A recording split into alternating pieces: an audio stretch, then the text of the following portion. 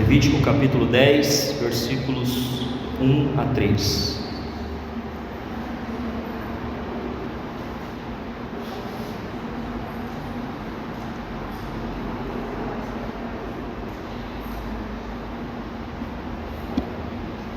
Diz assim: Nadab e Abiú, filhos de Arão, o sacerdote, colocaram brasas em seus incensários e as salpicaram com incenso.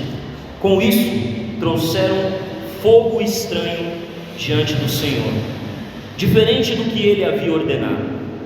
Por isso, fogo saiu da presença do Senhor e os devorou, e eles morreram diante do Senhor.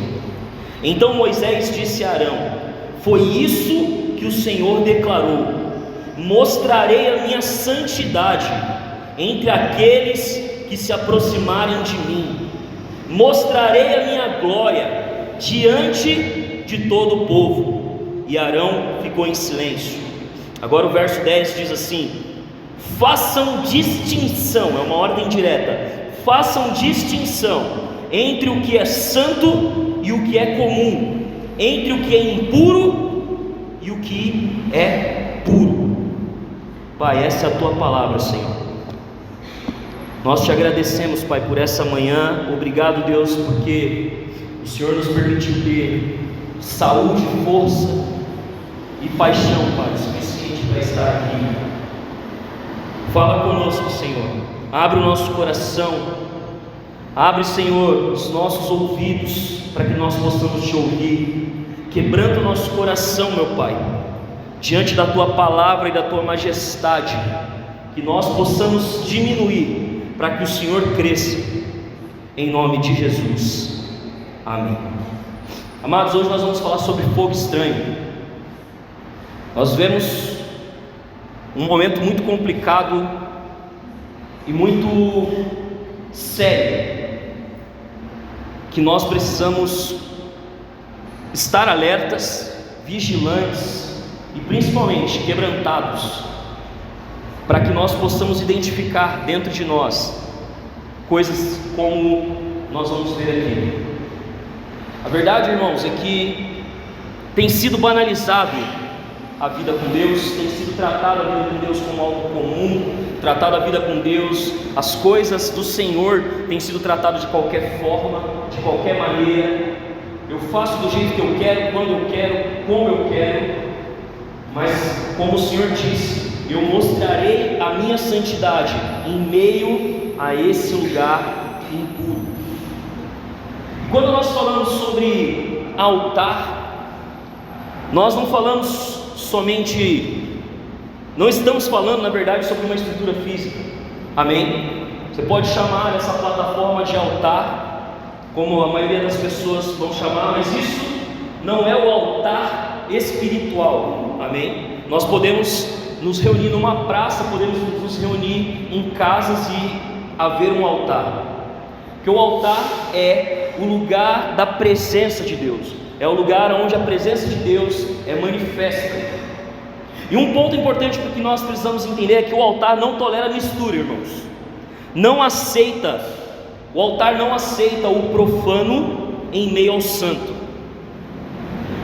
E é claro que quando nós falamos sobre coisas profanas ou sobre mistura de coisas que são impuras, a primeira coisa que a gente vai pensar é sobre coisas escandalosas, coisas expostas, coisas à vista. Mas a verdade, aonde mais há profano, aonde há mais impureza, é na vida secreta. E o resultado é que a vida secreta e como nós tratamos a vida secreta, essa mistura que há, revela então na vida exposta a verdade do secreto. Deus fez uma pergunta muito clara ao meu coração essa semana, e a pergunta dele para mim foi: até quando nós veremos as pessoas tratando o meu altar de qualquer forma, como se fosse qualquer coisa? E é muito interessante, irmãos, porque na segunda-feira geralmente eu tiro o dia para estudar, para me aprofundar nas escrituras, para, enfim, buscar estar ali um dia separado para o Senhor. E Deus falou isso para mim na segunda-feira, e ao longo da semana foram acontecendo diversas situações que apontaram para isso.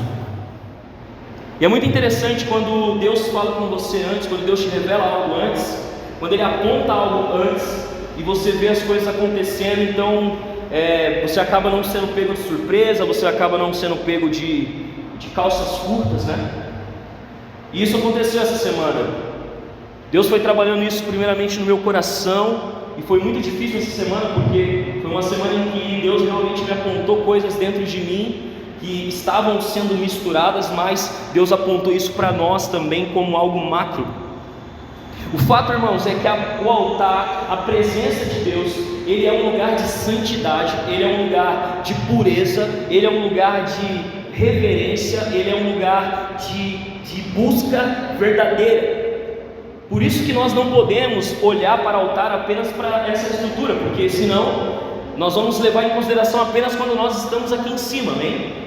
Então não se trata dessa estrutura, não se trata dessa plataforma. Se eu descer aqui embaixo, ainda continuar sendo o altar, porque o altar é o lugar da presença de Deus. O altar é onde nós sacrificamos o nosso coração na presença de Deus.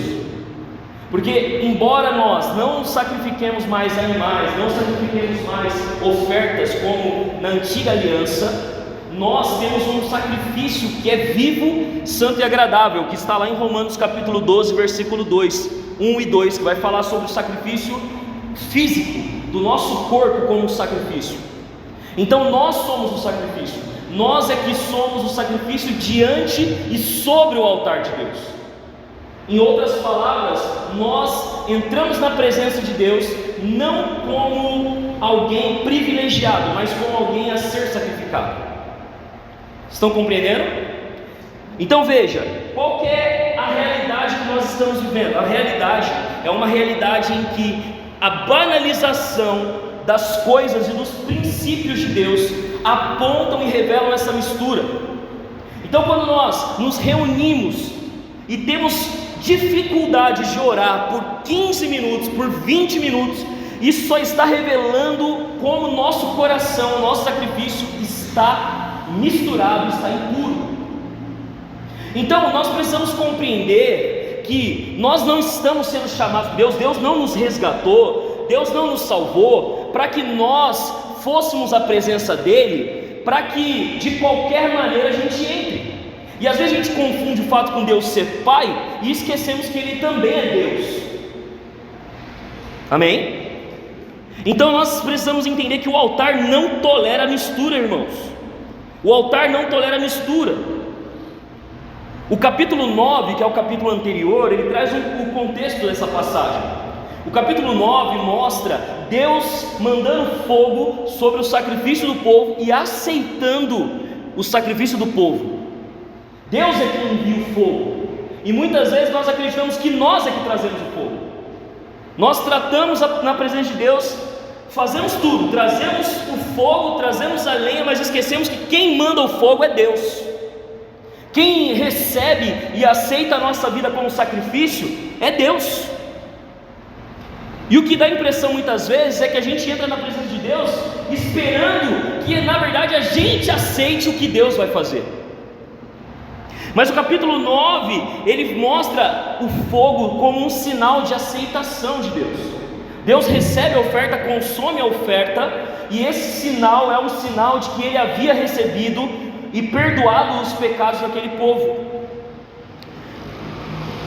Mas a narrativa que nós lemos aqui no capítulo 10 sobre a Nadab e Abiú não é apenas uma história de disciplina divina, porque o fato de olhar Deus mandando fogo sobre eles e matando eles vai trazer para muitos a impressão de que Deus era um Deus mau, vai trazer para muitos a impressão de que Deus era um Deus injusto, vai trazer para muitos a impressão de que Deus ele estava punindo aqueles homens. Por quê? Porque na verdade o olhar que nós temos muitas vezes é da boa intenção.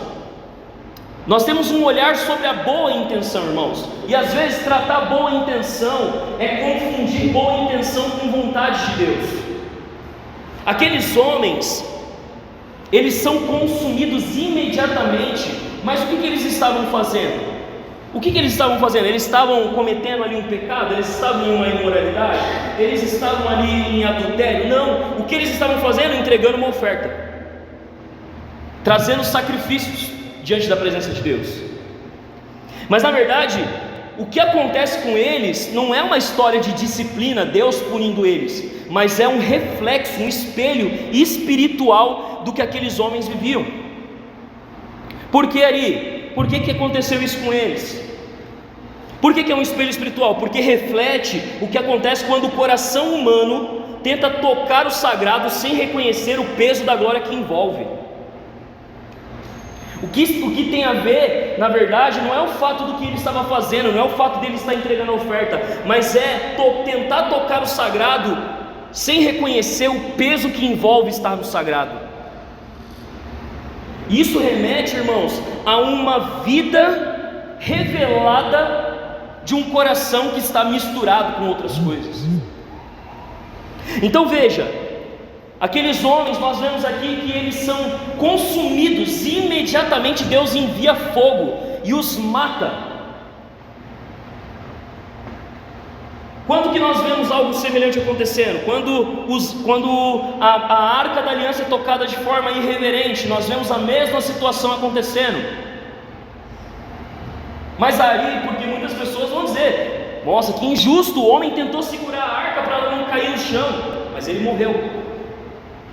Quando Ananias e Safira escondem a oferta, quando eles tocam algo que era deles, mas eles tentam fazer de uma forma que para eles era uma boa vontade. Olha, na minha boa intenção eu estou entregando um pouco. Para Nadab e Abiú a mesma coisa. Para eles a boa intenção, olha, eu estou entregando uma oferta, eu estou trazendo algo diante do Senhor. Olha, mas às vezes nós estamos entregando coisas que Deus não está pedindo para a gente fazer, e nós chamamos isso de vontade de Deus e glória de Deus, quando na verdade é mais sobre minha glória e sobre minha vontade, ou sobre o que eu acredito que é o certo.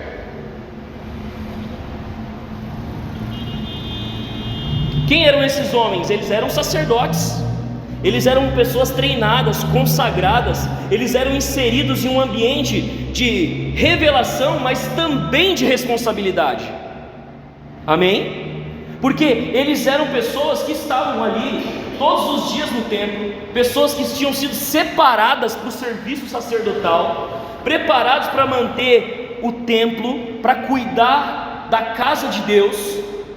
Só que não é somente sobre revelação, irmão. Nós precisamos entender que nós estamos em um contexto de revelação, mas de responsabilidade, porque senão seria muito fácil. Entenda, nada do que eles fizeram nasceu da ignorância. Eles sabiam do que se tratava, eles conheciam, eles não eram pessoas neófitas, pessoas que desconheciam a Deus, eles conheciam a Deus. Então não nasce de uma ignorância, a atitude deles não nasceu de uma falta de conhecimento, a atitude deles nasceu, na realidade, de uma independência e de uma tentativa de fazer algo que Deus faz. Vocês estão me entendendo?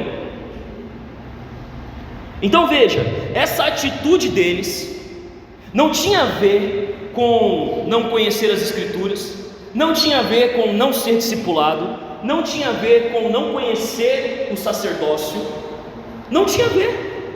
Eles, assim como eu e você, conheciam a doutrina bíblica, eles, assim como eu e você, conheciam o ambiente de culto, eles, como eu e você, conheciam a direção do Evangelho, e entendiam também que Deus era Deus, mas em seu coração havia algo que nós vemos muito hoje em dia, que é a tentativa de usurpar o lugar de Deus, é a tentativa de dar uma forcinha para Deus.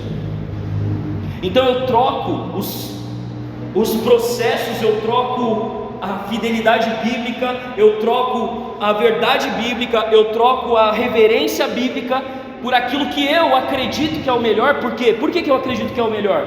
Existe uma raiz para eu acreditar que a forma como eu penso é melhor do que a forma como Deus direciona. E essa raiz é o orgulho, essa raiz é um coração que está misturado.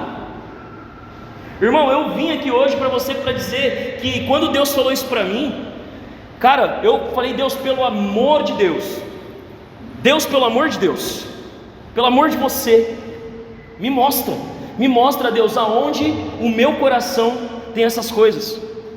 Porque, irmão, você entende que muitas vezes nós estamos fazendo coisas que nós dizemos que é vontade de Deus, que é para a glória de Deus, mas na verdade não tem nada a ver com Deus. Então, o que isso significa? Que nós podemos fazer coisas para Deus, podemos dedicar coisas para Deus e na verdade não ser sobre Deus.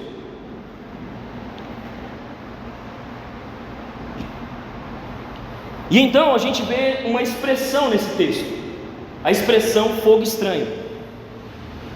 E essa expressão ela revela uma realidade profunda. Há ofertas que Deus não pediu, há formas de culto que Ele não aprovou, e há posturas que, ainda que pareçam espirituais, não carregam a assinatura de Deus. E isso é muito sério. Porque muitas vezes, irmãos, tem coisas que nós chamamos de culto, posturas que nós chamamos de culto a Deus, que não tem nada a ver com Deus. Mas o quão quadrado e o quão dentro da caixinha cabe a minha forma de culto, o quão dentro da minha caixinha cabe a minha oferta, o quão dentro da minha caixinha cabe a minha postura. Sabe, irmãos, Deus não levanta pessoas para estar em evidência, Deus não levanta pessoas para estar em posição de destaque, Deus levanta pessoas que entendem que há revelação, mas há responsabilidade. E quando nós tocamos no sagrado com um coração misturado, só tem um resultado: morte diante de Deus. Quantas pessoas nós conhecemos, quantas histórias nós conhecemos de pastores, líderes, grandes homens de Deus, reconhecidos, que tinham ministérios grandes, mas que quando nós vimos, olhamos, caíram, morreram diante da presença de Deus.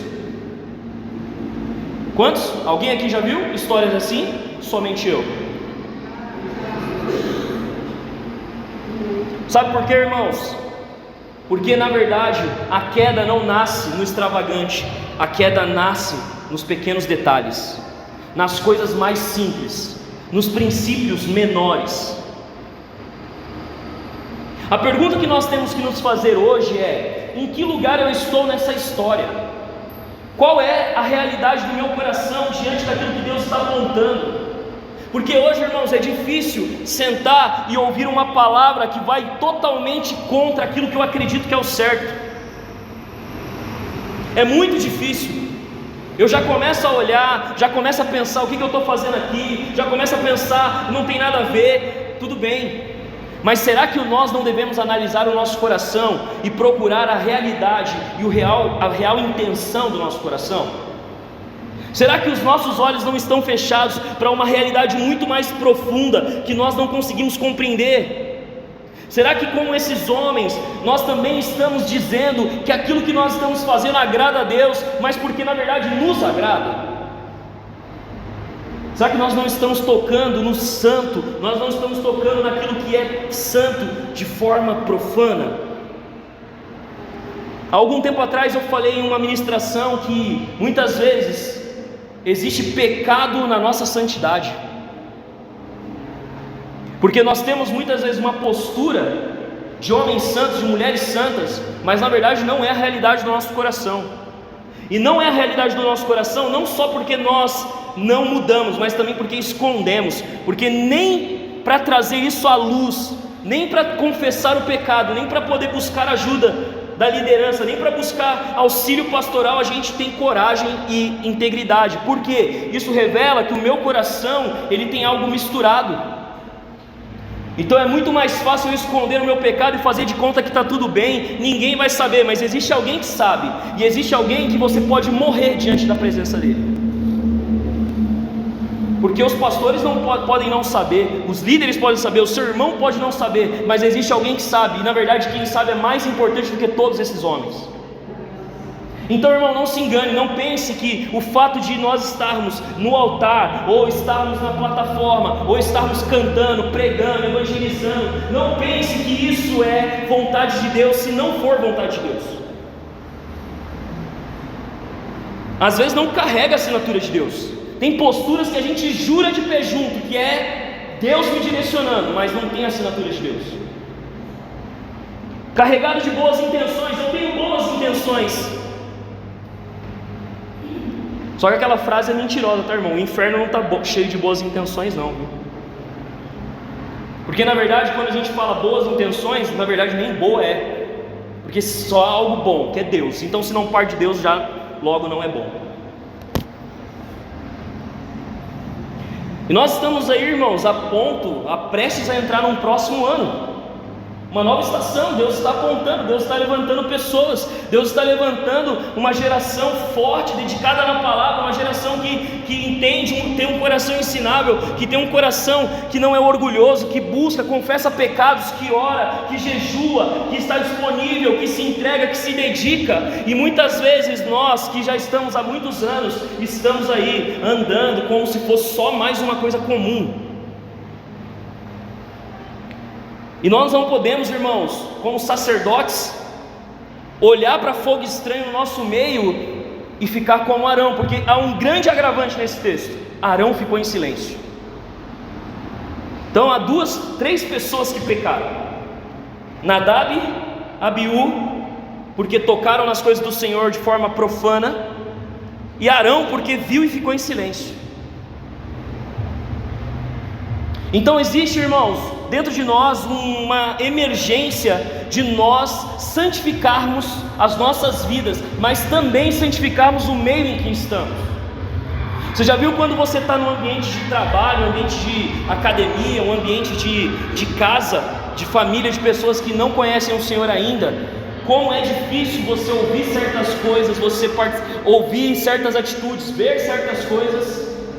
E muitas vezes que a gente fala: não, eu vou ficar quieto porque eu tenho que ser sábio para ganhar essa pessoa. Você não está sendo sábio, você está pecando. Porque Deus te chamou para ser sacerdote, você precisa denunciar o pecado. Não se ganha ninguém permitindo que a pessoa continue pecando, irmão. Não se ganha ninguém permitindo que a pessoa continue andando nos seus devaneios espirituais. Não se ganha, isso é uma mentira. É uma mentira. Quando você vai ver, na verdade a pessoa está mais afundada ainda, a pessoa está mais no fundo do poço ainda, e você se sente depois ainda mais incapacitado de ajudá-la. Por quê? Porque na verdade eu tinha uma boa intenção. A pergunta é: Deus pediu para eu fazer isso? Não. Assim também, irmãos, como as pessoas que justificam tudo que fazem e falam que na verdade foi Deus que mandou ela fazer. Essa semana eu vi um pastor que teve uma situação lá de membros da igreja dele que tiveram uma acusação de crime muito séria. E ele não se posicionou na época tal, e depois de quase um ano ele se posicionou nesse podcast e ele falou: Deus mandou eu ficar quieto. Ou seja, eu vou justificar situações profanas, situações que merecem ser trazidas a público, porque na verdade eu digo que Deus mandou. Então eu justifico a minha falta de caráter, eu justifico a minha falta de dedicação, eu justifico a minha falta de amor ao meu irmão, eu justifico a minha própria imaturidade, e eu digo que na verdade é Deus que está mandando eu fazer isso, é Deus que está mandando eu ser dessa forma, Deus falou comigo. Será que Deus realmente fala conosco nesse tipo de coisa, irmãos? Será realmente que Nadab e Abiú não poderiam dizer: olha, o Arão, na verdade foi Deus que falou para a gente fazer assim? Foi Deus que falou. E eu digo, irmão, nossa, eu queria ter essa fé sua, viu? Eu queria ouvir Deus tanto quanto você ouve. Eu queria ouvir Deus quanto essas pessoas ouvem. Tu ouve todo dia, toda hora. Eu queria muito, quando eu tenho que ser confrontado pelo meu pecado ou pelo meu erro, poder ouvir Deus dizendo: fala para ele que foi eu que mandei você fazer isso. Eu queria, irmão, mas eu não tenho essa fé não. Eu não tenho essa fé não. Eu creio que Deus fala através das Escrituras, e as Escrituras condenam o pecado, as Escrituras condenam o profano. Todos os homens que tocaram no santo de forma profana morreram, e esse tem que ser o nosso temor. Mas a gente não tem nem temor mais, porque eu entro na plena do jeito que eu quiser, a hora que eu quiser, eu faço como eu quiser, e se não fizerem como eu quero, aí é que eu não faço mesmo. Porque na verdade foi Deus que me deu uma visão, Deus falou que eu tinha que fazer assim, Deus falou que eu devia me portar dessa forma. Mas a função sacerdotal, irmãos, e todos nós somos sacerdotes, amém?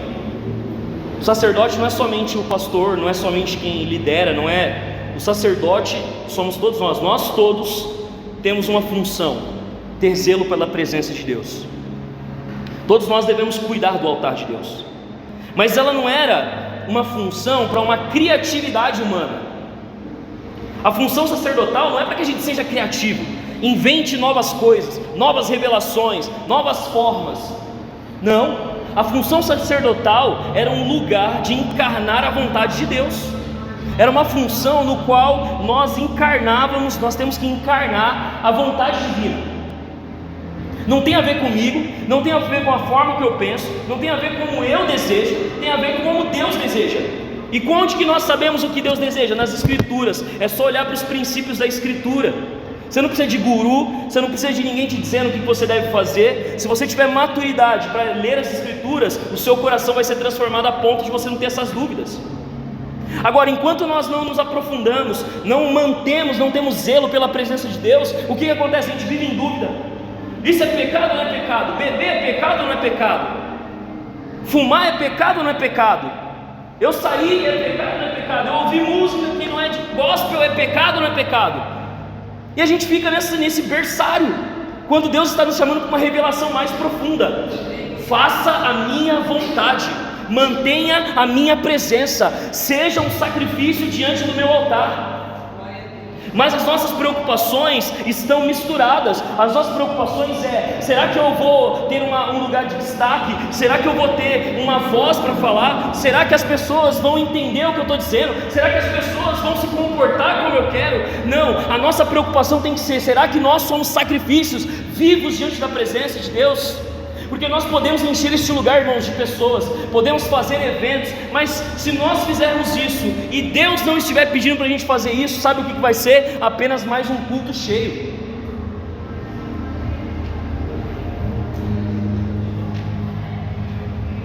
Não é um lugar, irmãos, da gente decidir como a gente faz. Não é. Porque quando eles decidiram criar um jeito próprio de se movimentar, de adorar, eles deixaram de ser sacerdotes. Quando eles trouxeram, peraí, Deus mandou fogo, peraí Deus, guarda o teu fogo aí Deus, economiza o teu fogo aí Deus, que eu vou acender aqui Deus, vou preparar a oferta. Mas Deus não havia pedido isso. Deus tem um padrão, Deus tem um princípio, Deus requer de nós uma postura, Deus requer de nós um comportamento de adoração.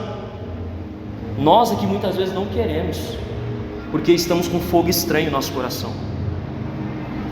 Enchemos os nossos olhos, vemos igrejas gigantes no YouTube, vemos igrejas gigantes no Instagram e falamos: meu Deus, como eu gostaria de estar nesse lugar, meu Deus, como seria muito melhor, enquanto os nossos irmãos de fé que sentam ao nosso lado, que comem da nossa comida, esses não servem para andar comigo, esses aí é melhor ir para outro lugar. Deus falou que eu tenho que ir para outro lugar, agora Deus falou que é tempo de eu ir para outro lugar. Deus não falou nada para você, irmão. Deus não falou nada para você, mas por que você não... É mais fácil a gente ter a hombridade de falar assim: eu não quero ficar, porque a minha vontade vai se sobressair. E aí, aqueles homens deixam de ser sacerdotes para ser inventores. Sabe, irmãos, a gente não tem nem filtro, muitas vezes. A gente ouve revelações, revelamentos, profecias banais, profecias carnais, centradas no homem, e ficamos dando glória a Deus, e erguemos a mão, começamos, porque agora está falando sobre o meu eu. Mas não, deixe tudo e siga Jesus e largue, renuncie. Não, isso daí eu não vou glorificar Deus não, essa eu vou ficar quietinho aqui, para que Deus não me veja. Não, pera aí Deus, esse negócio aí de sacrifício vivo, parou Deus, parou. Parou. Não, a sua Bíblia, a tua palavra, Senhor, diz que o Senhor já foi o sacrifício já. O Senhor não precisa mais, Senhor. E ainda usamos o texto fora de contexto para justificar o pretexto. Por que eu não estudo as Escrituras? Porque eu não gosto do professor. Meu Deus, esse professor.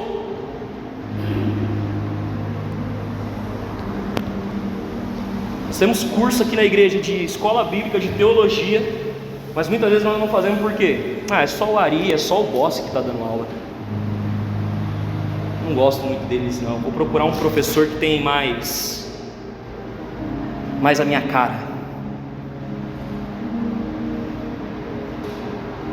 Irmãos, nós precisamos aprender a discernir o que é vontade de Deus e o que é a nossa vontade. Precisamos discernir. Porque o santo não pode ser tratado como comum, irmãos. Deus falou, vamos ter um tempo de oração. Deus falou, comecem a orar. Deus falou, a prioridade é orar. Mas a preocupação muitas vezes eu não concordo com o jeito que é feito. Da outra forma era melhor. Parece que as coisas não fluem. Olha, como era antigamente, era muito melhor. A pergunta é: melhor para quem? E o mais interessante é que Deus nos direcionou isso quando nós fomos ver, várias igrejas estavam no mesmo movimento de oração. Então, porque não é do jeito que eu quero, não é da forma que eu quero, então se torna algo comum. Então, por que eu não oro? Porque tem luz. Por que eu não oro? Porque não tem música. Eu não oro porque eu preciso do banheiro. Eu não oro porque, meu Deus. Irmãos, nós precisamos amadurecer. Nós precisamos amadurecer. Se nós temos que orar como comunidade de fé, é porque Deus está requerendo isso de nós. Mas ainda chegamos de forma individual. Ainda individual. Porque não é como eu quero, não é na hora que eu quero, porque parece mecânico, porque eu preciso sentir. Irmãos, isso é coisa de imaturos. Se nós caminharmos por essa estrada, nós não cresceremos e não amadureceremos, e logo não alcançaremos os perdidos. Porque sem oração nada acontece. Nada acontece. Uma igreja que não ora é uma igreja sem poder. Uma igreja sem poder é uma igreja que morre. Então eu te digo, com amor, eu estou falando isso para você com amor. Pare de tratar o que é santo de forma comum. Se a gente vem para o culto 2 horinhas e eu não consigo ficar quieto no meu lugar, eu não consigo olhar nem para a pessoa do meu lado e dizer algo que está na palavra, eu não consigo abraçar alguém, eu não consigo orar por alguém. Irmãos, pensa comigo se não tem algo errado. Pensa comigo se não tem algo errado. Então assim, você pode olhar hoje para isso que eu estou falando para você e falar assim: Ari, tudo bem, mas eu não me importo com isso. Sinceramente eu não me importo com isso, porque a salvação é individual, né? A salvação é individual. Então, tudo bem, vamos alugar um céu para cada um, e a gente mora sozinho na eternidade, né? Mas eu digo para você, a salvação é individual, mas a igreja não é individual. Se Deus quisesse que a gente só vivesse individualmente, a gente não precisava ter igreja. Não precisava. Então qual é o papel da igreja, irmão? Muitas vezes a gente não sabe qual é o papel da igreja. Qual que é o papel da igreja? O papel da igreja é o lugar de amadurecimento. Não é clube social. Não é um lugar onde eu sento só com quem eu gosto. Não é um lugar onde eu ando só com quem eu quero, né? E aqueles homens entraram na presença de Deus de qualquer forma. E muitas vezes nós não conseguimos, irmãos. Não é que é uma coisa difícil, não conseguimos. E muitas vezes nem queremos. Eu não consigo dedicar o meu coração na presença de Deus. Eu não oro, eu não jejuo, eu não leio a palavra durante a semana, eu não tenho uma vida ativa com o Senhor. Quando eu vou no domingo, porque a convenção religiosa diz que eu tenho que estar na igreja no domingo, aí quando chega num ambiente onde está tudo propício para isso, eu também não consigo. E a minha vida vai cada vez mais desfalecendo, a minha fé vai cada vez mais esfriando, e quando eu vejo, eu estou dentro de um buraco difícil de sair. Irmão, não permita que você entre nesse buraco. Não ache comum que a sua fé está fria. Não ache comum que você está passando uma semana, você não ora, você não jejua, você não tem tempo com Deus. Não ache isso comum, porque não é. Existe algo no seu coração misturado. Existe algo no seu coração que você precisa trazer à luz das Escrituras para ser tratado. Porque assim, o problema não foi o gesto interno deles, não foi como eles entregaram. O problema foi o deslocamento interno. O problema não estava no externo, estava no interior. Estava no interior. E o nosso problema, irmão, não é externo. Igreja do Brasil, o problema não é externo. Pelo contrário, nós somos cada vez mais bonitos externamente. Rapaz, esses dias eu vi uma igreja, falei, maluco, Salomão teria inveja. Linda, irmão, linda. Aí fui lá. Deixa eu ouvir aqui uma pregação. Misericórdia. O vídeo da igreja é assim, irmão. Passa o drone e vai uns 2 minutos o drone andando dentro da igreja. Rapaz, deve ter um culto assim, deve ter umas 3, 4 mil pessoas, fácil. Aí a primeira frase que o pregador, no momento de desafio, a primeira frase que o pregador fala, irmão, é: amém, irmãos, pode fechar sua vida. E um monte de gente, glória a Deus, que agora eu vou trazer uma revelação para vocês. Então, o problema não é a beleza, irmão. Nós podemos ter uma aparência de santo, de corretos, mas dentro do nosso coração, na verdade, haver podridão, mentira e engano. Pode haver. Como Paulo fala, um sepulcro caiado. Como minha avó dizia, era um pão bolorento. Nós devemos nos preocupar com isso, irmão. E você não deve se preocupar com isso porque eu estou te falando. Me ignore, irmão. Mas se preocupe com isso, porque nós vemos os frutos acontecendo ao nosso redor. Nós vemos isso acontecendo. Então não faça como Arão, não fique calado, não fique inerte, não fique aquém. Deixa eu te contar, se você pensou que a vida com Deus era você vir, sentar num banco e ir embora para sua casa, como se não precisasse de mais nada, irmão, desculpa, é mentira, não é assim. Não é isso, não é ser igreja, não é assim que Deus nos pede. Deus nos pede que nós assumimos um papel de responsabilidade dentro da revelação.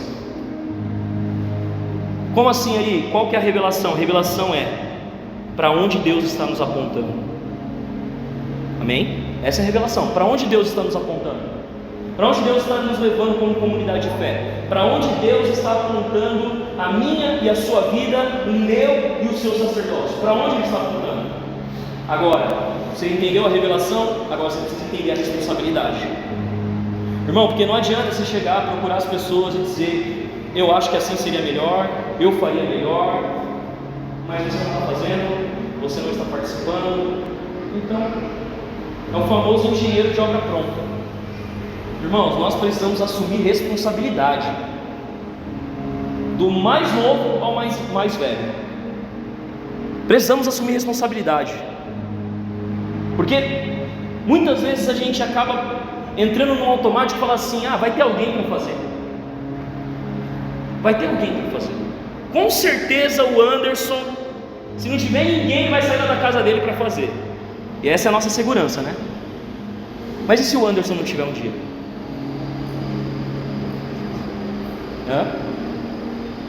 Não sei, pastor, o senhor é imortal, pastor? Não, né? Não é não. Como vai fazer? Vai fechar a igreja? Vai todo mundo para casa? Vou procurar outro lugar para ir, porque o Anderson não está. Não, irmão, nós temos responsabilidade. Responsabilidade. E tem demandas, irmãos, tem coisas para ser feitas. Deus está só esperando que você se posicione.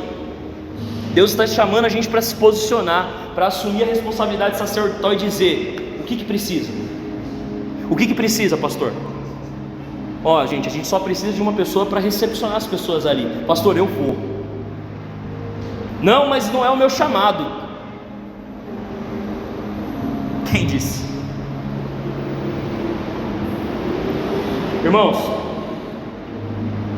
a presença de Deus deveria provocar reverência neles, mas na verdade passou a ser tratada como acessível de qualquer forma, a qualquer hora, da maneira que eles achassem melhor. Mas no reino de Deus, preste atenção nisso, no reino de Deus, intimidade não anula reverência e nem temor, ela aprofunda. O fato de você ter intimidade não anula o fato de você ter reverência. Na verdade, isso aprofunda. A intimidade revela o tanto de reverência que você tem. A reverência manifesta a intimidade que você tem, e não o contrário. Na verdade, a presença de Deus deveria nos causar temor. A presença de Deus deveria nos causar, como diz a música do Morada, as pernas tremendo, os cambitos batendo, irmão. Mas não, é só mais um culto, é só mais um pregador, é só mais um dia, amanhã é tudo igual. Então, não deveria ser. Não deveria ser. A gente entra na presença de Deus de que forma, irmão? Para mim é assim, ó. Toda vez que eu penso em reverência em Deus, eu lembro de um rei. Eu lembro daqueles filmes onde quando o rei chega, a cidade toda se curva. O rei está a quilômetros, só toca a trombeta. O rei está chegando. O que acontece? Todo mundo vai para a cidade, se curva, se dobra e não levanta o rosto enquanto o rei não passa. Isso é reverência. Mas como que acontece muitas vezes no nosso meio? O rei foi anunciado que o rei está vindo. A presença de Deus nós estamos buscando.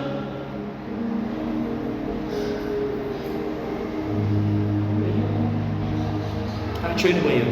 Aí vai no banheiro. Aí volta. Esqueci de beber água. Aí senta. Oração não, peraí, irmão. Deixa eu ver aqui.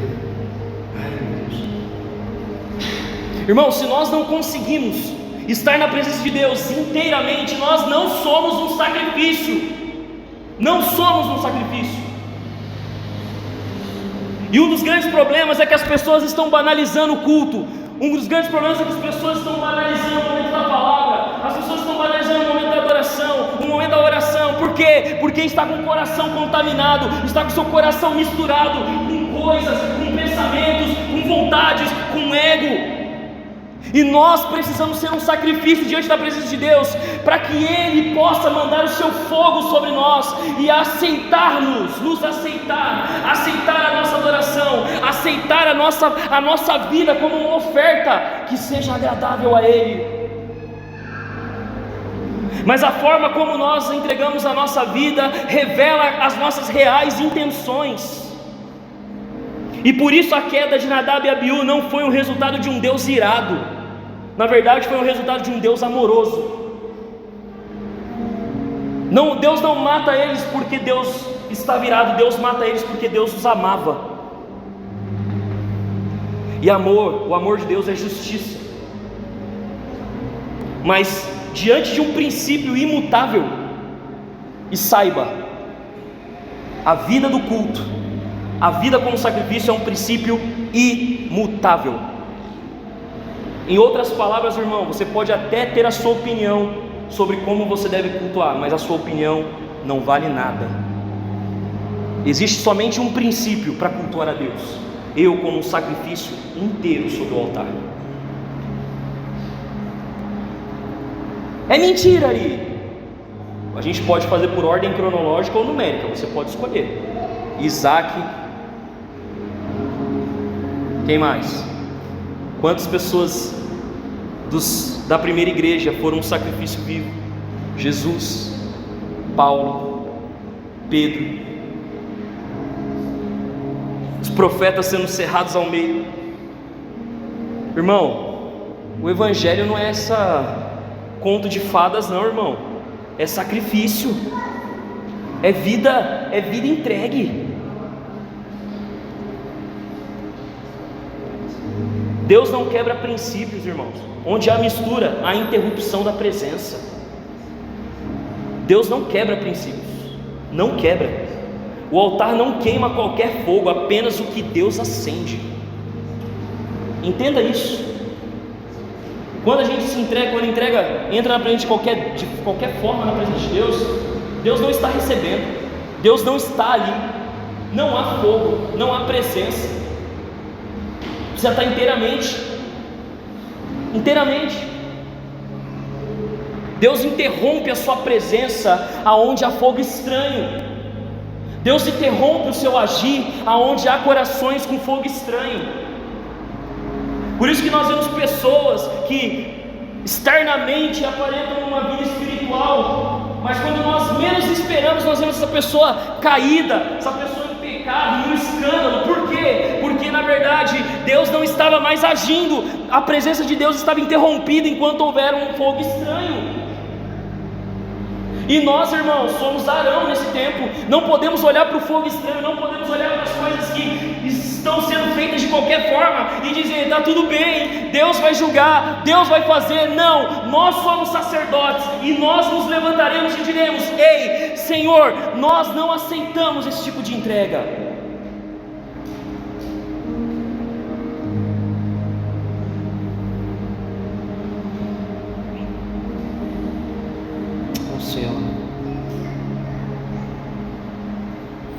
E hoje, no nosso tempo, a mistura não se apresenta em brasas estranhas, porque nós não fazemos mais sacrifício de animais.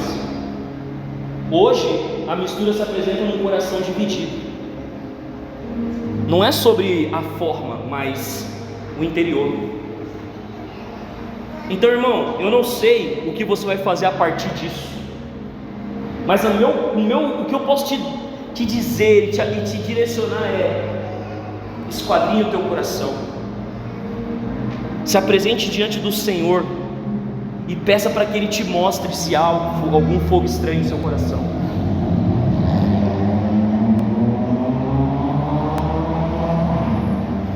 Porque quando há esse fogo estranho, irmãos, a gente busca obedecer só quando convém.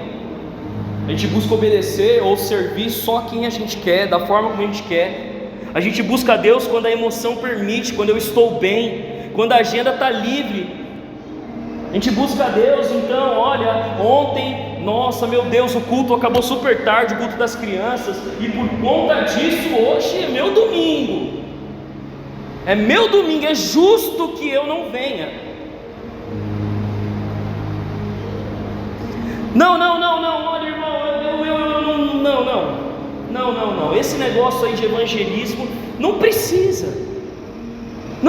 por quê? Porque é só quando eu estou livre, é só quando a minha emoção permite, quando a minha emoção me toma, eu falo, nossa, agora é o momento de eu me entregar ao Senhor. Não, irmãos, o momento de nós nos entregarmos ao Senhor é agora. Nós precisamos alcançar este bairro, nós precisamos salvar vidas nesse bairro, nós precisamos levar o evangelho nesse bairro, mas sozinho ninguém consegue. É necessário que os sacerdotes dessa casa, os sacerdotes que Deus levantou, se levantem, assumam a responsabilidade e abram mão do fogo estranho e passam a revelar a vontade de Deus.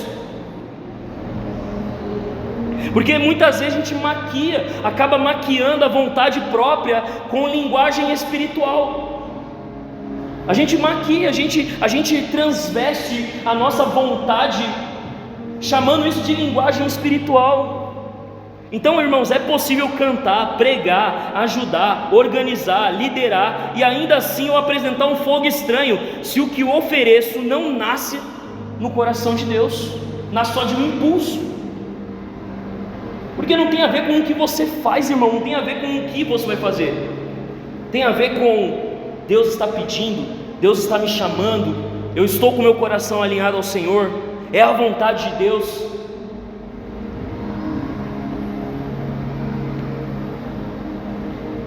Por isso que o texto enfatiza: eu serei santificado naqueles que se aproximarem de mim.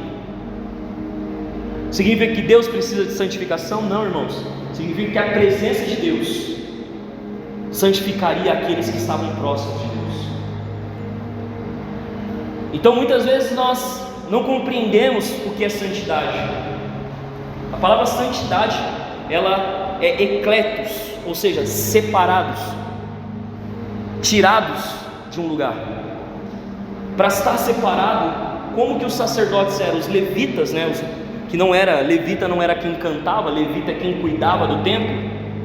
Hoje a gente chama, né, quem toca, o músico da igreja de levita, mas naquele tempo o levita não era só quem cantava. O levita, ele mantinha a chama acesa, ele cuidava do templo, ele organizava o templo, ele tinha zelo pelo templo.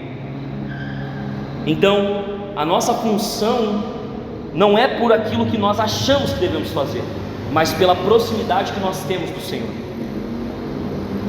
Amém? Vocês estão entendendo, irmãos? Vocês estão muito quietinhos.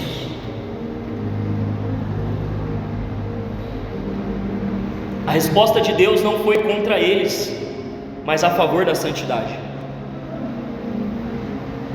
O fogo que desceu, irmão, não é apenas um ato de juízo, mas de preservar a cultura do reino, sabe? É mais importante que nós preservemos a cultura do reino do que agrademos o coração dos homens. A Bíblia diz que mais importa obedecer a Deus do que aos homens. Ou seja, significa que muitas vezes a obediência vai desagradar os homens. Significa que muitas vezes obedecermos a Deus vai desagradar a vontade das pessoas. Mas aquele fogo era para preservar a santidade, preservar o padrão, preservar como Deus desejava que eles estivessem em sua presença. Deus está nos ensinando que sem distinção clara entre santo e comum, tudo se torna cinza, irmão. E aquilo que se torna cinza perde o brilho da glória. Se nós não aprendermos a distinguir o que é santo e o que é comum, tudo se tornará cinza, ou seja, não haverá distinção, nós não conseguiremos ter discernimento, e então não haverá brilho da glória de Deus. Não haverá. Porque, irmãos, Deus não rejeita um coração quebrantado. Deus não rejeita um coração quebrantado, mas um coração em rebeldia Ele não recebe. Ele não recebe. E esse é um ponto crucial dessa mensagem. Estamos quebrantados ou estamos em revelia? Entenda, rebeldia não é você ser uma pessoa extravagantemente aí que vai contra e sei o quê. Não, rebeldia é quando eu tento tocar naquilo que é santo. É quando eu tento tocar naquilo que é santo com as minhas próprias inclinações.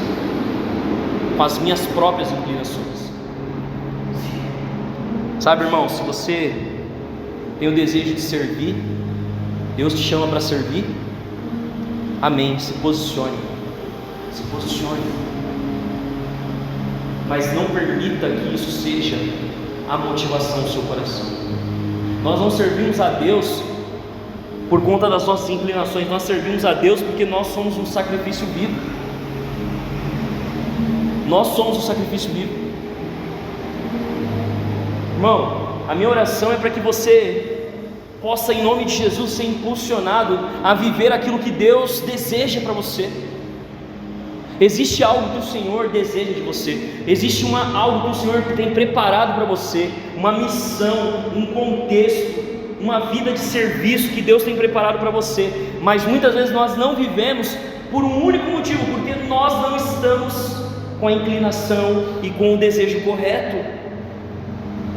É mais fácil viver uma espiritualidade teatral, uma oferta altiva, como eu disse, cheio de boas intenções, mas esqueça as boas intenções, irmãos. Boas intenções sem ações não resultam nada. não resultam nada. Se você deseja, se você sente seu coração queimando para que o reino de Deus avance, para que o reino de Deus se expanda, então fale menos e se posicione mais. Fale menos e se posicione mais. Há muita sabedoria no silêncio, irmão. Há mais sabedoria no silêncio do que no discurso. Perca menos tempo dizendo se fosse eu seria melhor. Perca menos tempo dizendo eu faria melhor. Perca menos tempo dizendo eu tenho uma ideia melhor. E gaste mais tempo dizendo eis-me aqui, eis-me aqui, eis-me aqui.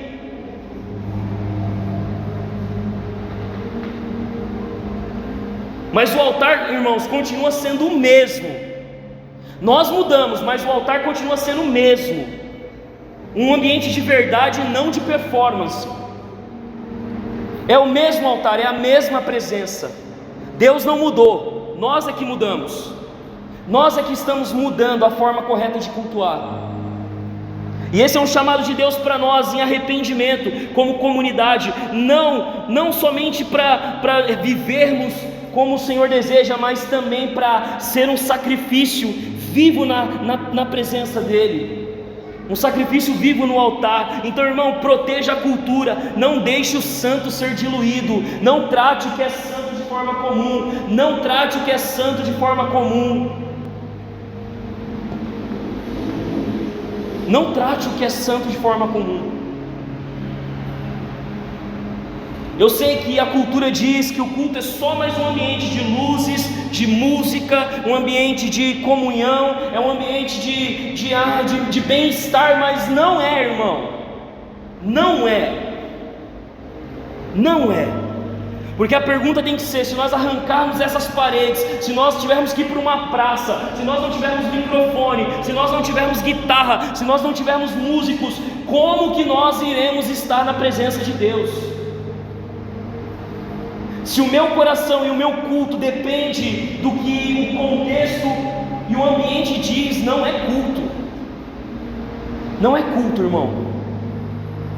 Qual que é a fórmula que a igreja está usando? Não, peraí, deixa eu ver. Não, olha, agora não vamos usar o telão. Não, agora vamos usar o telão. Não, olha só, irmãos, não gostei muito dessa luz, não gostei muito dessa cor. Não, irmão, nada disso importa, irmão.